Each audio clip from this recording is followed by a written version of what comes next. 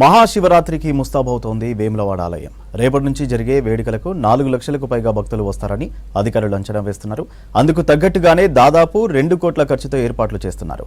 ఎండలను దృష్టిలో పెట్టుకుని భక్తులకు ఇబ్బంది రాకుండా చర్యలు తీసుకుంటున్నారు.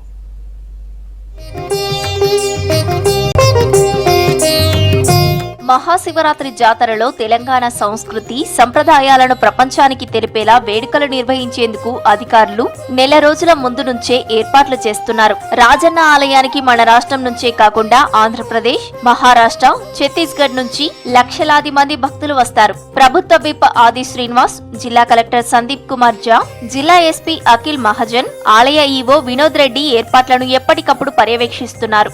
శివరాత్రి జాతరకు వచ్చే భక్తులకు ప్రధానంగా వసతి గదులు, చలువ పందిళ్లు, రవాణా, తాగునీరు, పారిశుద్ధ్యంపై ప్రత్యేక దృష్టి సారించారు.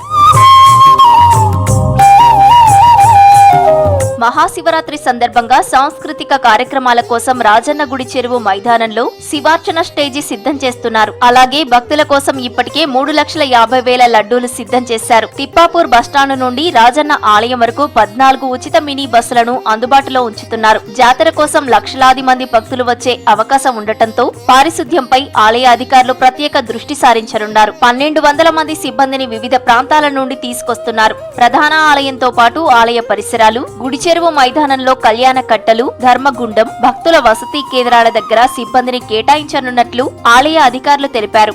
అలాగే కోడె మొక్కుల కోసం ఈసారి షిఫ్ట్ కు 60 కోడెలను భక్తులు మొక్కులు చెల్లించుకునేలా ప్రత్యేకంగా మొత్తం 4 షిఫ్టులు ఏర్పాటు చేస్తున్నారు.